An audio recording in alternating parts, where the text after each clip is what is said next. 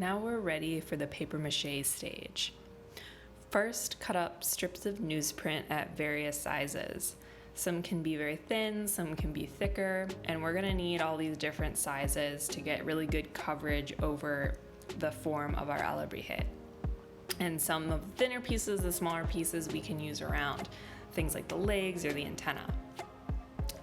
Next, we're gonna mix the paper mache in a shallow plastic bowl.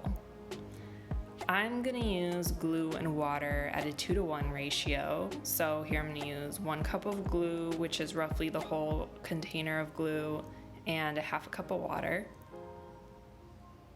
And make sure the water is warm. This will just help everything dissolve a little bit more easily, and we're gonna mix it up. You can also use flour and water for this project. Flour paper mache has a different consistency. It can be a bit thicker and clumpy, but it does dry very strong and is a cheaper alternative for large projects if you want to work at a larger scale. So we are ready to go. Dip a strip of newsprint into the glue mixture and squeeze out any excess glue from the paper. And then you can just go ahead and start wrapping those paper mache strips around your form.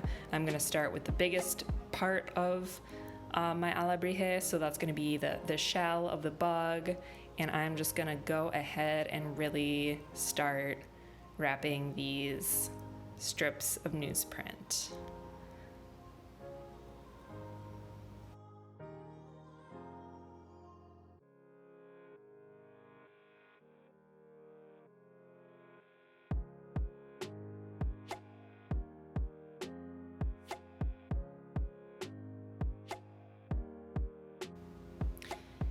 And you can see here, this is where these smaller, thinner pieces come in really handy. I can kind of wrap around the head, I can wrap around the neck, and I can get the newsprint really close to the form. There's no gaps, it's just wrapping around really tightly, getting exactly the form that I want.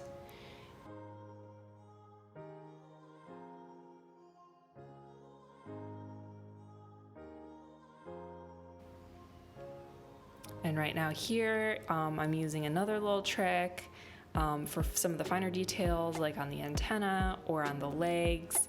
You can take a strip of paper mache and actually fold it in half so you have a really thin strip, but it's a little bit stronger, a little bit doubled up, reinforced, and then I'll just go ahead and wrap that around those really spindly parts of my figure.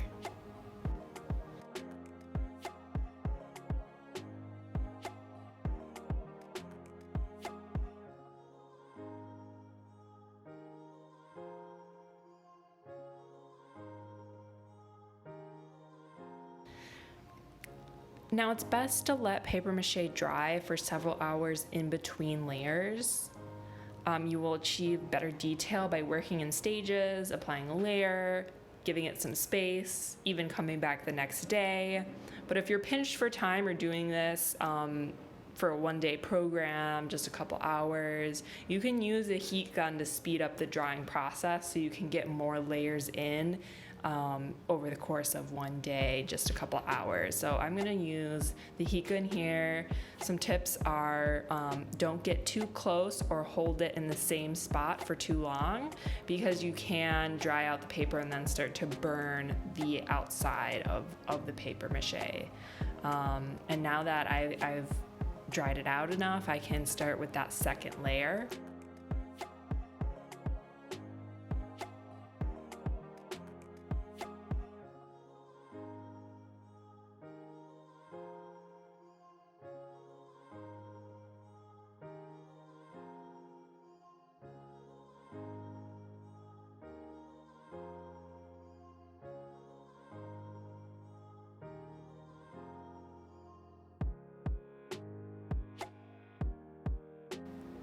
Another thing that I like to do that can help kind of even out the form a little bit is I will actually take the paper mache, strip of paper, and fold it up into little squares. and then you can kind of fill in some of the gaps in the form. So you can just squeeze out the glue, fold up the strip, and just add it to any spots that look like they need a little bit more volume.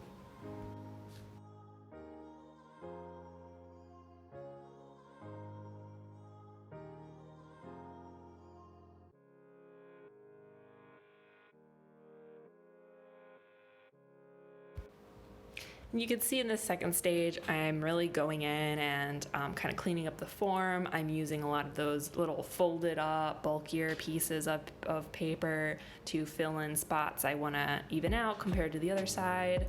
And just giving everything another total pass over just so that it's really reinforced and so that it'll be really, really strong.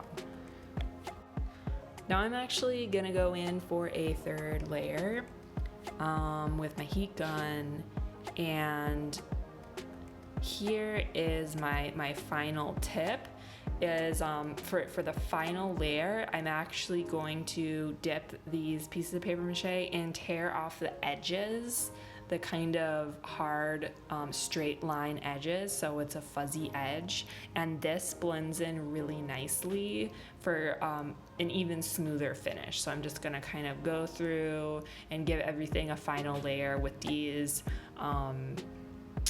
fuzzy edged pieces of paper, so everything blends together really nicely and you don't see any of those lines left by the straight edge.